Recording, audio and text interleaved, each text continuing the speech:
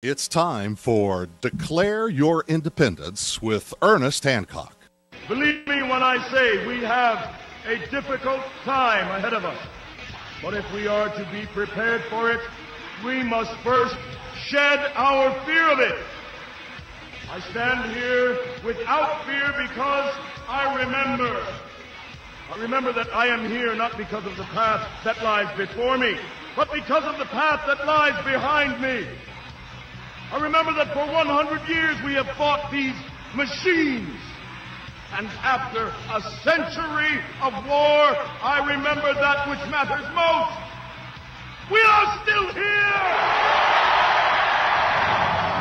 Tonight, let us make them remember we are not afraid!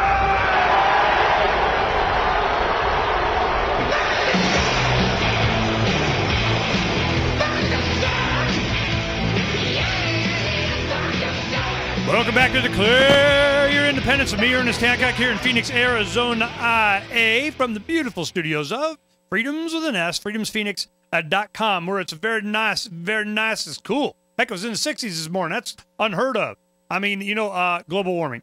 We have a swimming pool. We were waiting. I'm like, one of these days it's going to get above 72 degrees. Phoenix, Arizona, man, we hit June and I'm not swimming. Man, there's something wrong. Climate change the other way.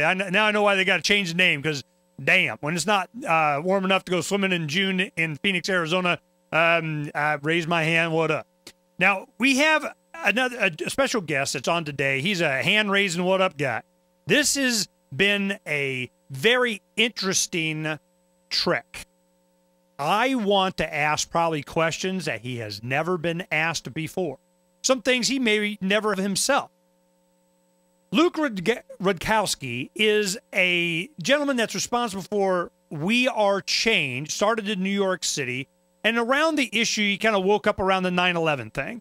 And what's interesting, here's a young man that just wants to ask questions and finds that just asking the questions is a problem. Well, regardless of what the answers are or what you speculate might have happened or going on. And then the more questions you start asking, the more you start to realize there are other people asking. And nobody's getting answers. So what happens? Oh, technology starts to change. I have a video camera. They keep getting smaller. They keep getting more powerful. They keep having better and better sound recognition on it. Higher and higher definition on the video quality. More ability to be able to share. Faster downloads. Easier peer-to-peer. The world has changed. And now individuals are able to compete with major media. With what? Wow, whatever people want to listen to, they want to hear, they want to know. And somebody has to ask the question, why? Why this happened? Why did this happen? Why do we keep having this? Why? Nobody asks why. One guy asking why is Luke Rudkowski. Luke, I got you there. Hey, brother, thanks for having me on your show. It was great seeing you at End the Fed in Philly, and it's good to be on your show. It's about freaking time. I mean, I know we just passing each other at night a lot. It's the first time that you and I have got to talk on the air, and I'm really glad to have it and get it in the archive, because I'm glad that we've waited this long. I have made a big press for it because it's now after a lot of things have happened. Time has passed. It's been a decade since 9/11. You were a young man in your early teens then, and now you've grown up around just wanting to know the truth. And there's so many questions I want to ask you, but I want to give you an opportunity in the first segment here first to go ahead and introduce yourself to the audience of what you would like them to know and sites that they can go to get some of your work, and give me a brief summary of what made Luke Luke. Oh, man, that's hard, man. You're putting me on the spot here. I don't like talking about myself. But people can find out everything about me just by seeing my YouTube videos. All you have to do is go to youtube.com/wearechange. And if you see what you like, get on my Twitter, twitter.com/Luke Rudkowski. And then join me on Facebook. And that's how I communicate. I get questions. I ask a lot of help on there. And I try to find out what I'm doing myself through Facebook and Twitter. And people can also find me on facebook.com/Luke at wearechange. And I'm all about just finding out answers to all these questions that we have in life, and they, some of them relate to 9/11, secret societies, and some of them just relate to life. And I'm just here trying to express our movement, the youth of this world trying to express their voice through videos and confrontations and interviews. And just this week, I've been on a gauntlet, man. I mean, I just released my Larry Flynt interview today. I had an interview with Mobb Deep that came out today, came out yesterday. Then I, reintroduced Senator Lieberman confrontation, and I've just been on the, I've been on fire lately, releasing videos. Tomorrow, I'm going to release the Michael Hayden video. So I've just been nonstop releasing videos when I'm here in Atlanta, Georgia, right now. Okay, you just released your Larry Flynt interview, and okay, Sarah's already got it up. Okay, she's way ahead of me. She's always way ahead. She's like Radar O'Reilly. Now, the one thing that I wanted to make sure that I got to ask you, and we'll just get started into it before we get to the next segment, but we got a few minutes here, and I want to preface this.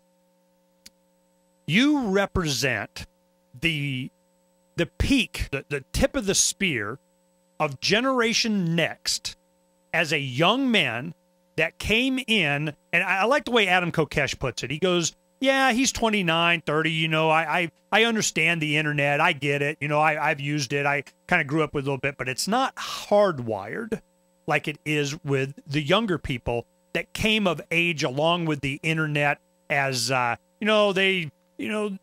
13, 14 years old, they get their first computer. They're starting to use, especially now. My kids growing up and graduating high school in the last few years, man, they don't do anything that doesn't have some kind of an interface with all of their friends.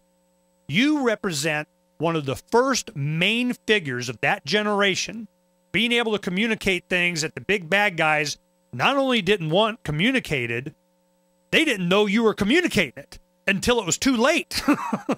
So my question to you is, as this evolved in you, you became exposed to a lot of this information and started sharing it. Did you understand the role that you were going to play? I had no ideas or expectations of anything.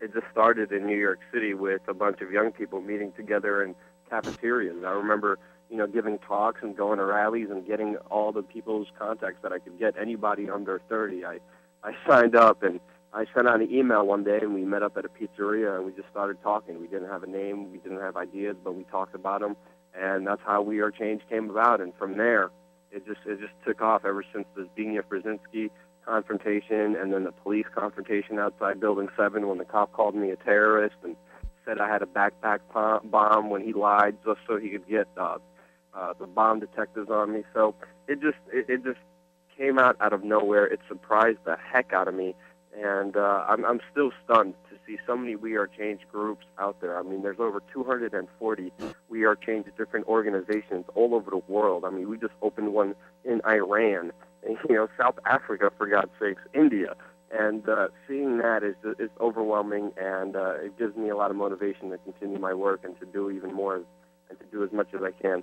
Well, here in Arizona, there's a We Are Change Arizona. They got all over it. We've been very encouraging for people just go and do whatever.